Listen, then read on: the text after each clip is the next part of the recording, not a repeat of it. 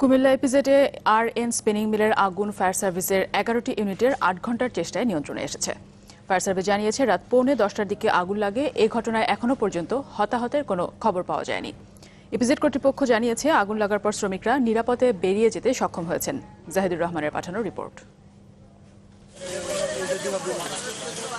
ভয়াবহ আগুনে পুড়ে ছাই কুমিল্লা ইপিজেডের আরএন স্পিনিং মিল।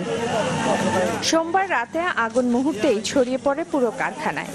এ সময় কাজ করছিলেন প্রায় 1000 খানেক শ্রমিক। খবর পেয়ে প্রথমে ফায়ার সার্ভিসের 3টি ইউনিট ঘটনাস্থলে গিয়ে আগুন নিয়ন্ত্রণে কাজ শুরু করে।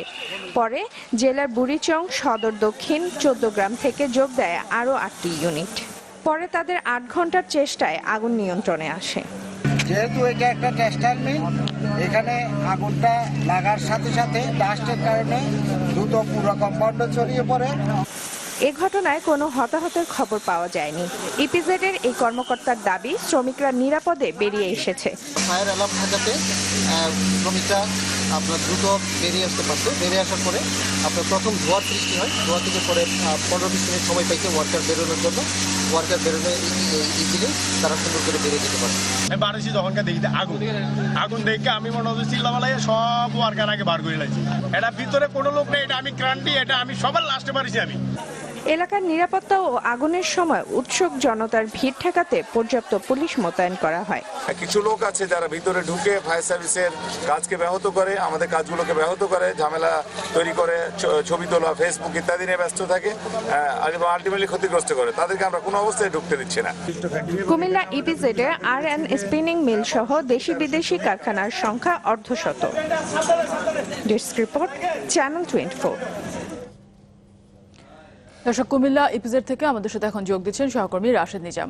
রাশেদ, এর আগে আপনি দেখিয়েছিলেন আগুন এখনো জ্বলছে, এখন কি অবস্থা? আগুন পুরোপুরি নিভেছে কিনা?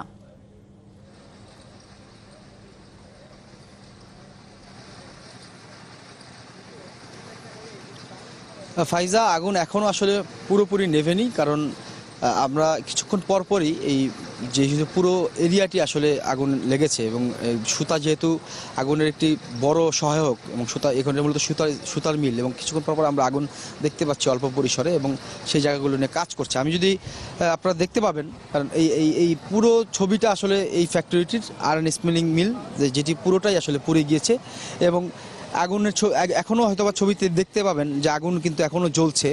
একেবারে মাঝামাঝি পর্যায়ে, একেবারে এই ফ্যাক্টরিটি যদি ধরি যে একেবারে মাঝে যে জায়গাটি, ওই জায়গাটিতে এখনও আগুন জ্বলছে এবং ফায়ার সার্ভিস আসলে আগুন নেভানোর যে বিভিন্ন পদ্ধতি রয়েছে সেই পদ্ধতিতে আসলে তারা কর্নারগুলো আসলে কর্ডন করে পরে মাঝখানে তারা যাচ্ছেন এবং মাঝখানেও তারা অনেকক্ষণ ধরে চেষ্টা করছেন আগুনগুলো নেভানোর। কিন্তু এই সুতা যখন তুলাতে আগুন লাগে তখন আসলে তারা নিজেরাই পুড়ে যাওয়ার আগ পর্যন্ত করণীয় একটু কমই থাকে সাধারণ অর্থে, সেটি আমরা বিভিন্ন আগুনের ঘটনায় এরকম দেখেছি।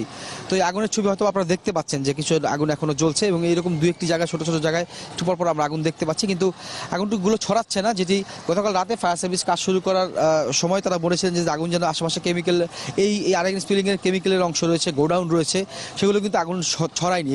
একটি ইতিবাচক বিষয় যে সেখানে আগুন ছড়ায়নি এবং তারা যে ফ্যাক্টরিতে আগুনটি লেগেছে, ফ্যাক্টরির মূলত অনেকটা অংশ, যে অংশটি আগুন লেগেছে যে সেই অংশটিতে আগুনটিকে তারা বাধা দিয়ে রাখতে পেরেছে এবং সেখানে নিয়ে পুরোটাই আসলে পুড়ে গিয়েছে এই ফ্যাক্টরিটির যে অবস্থা। এবং যে প্রচুর পরিমাণ মালামাল আসলে দেখতে পাচ্ছি এবং মেশিনারিজগুলো দেখতে পেয়েছি আমরা, সবগুলো মানে একটি মেশিনারিজ আসলে বাকি নেই এখানে পুড়ে যাওয়া থেকে।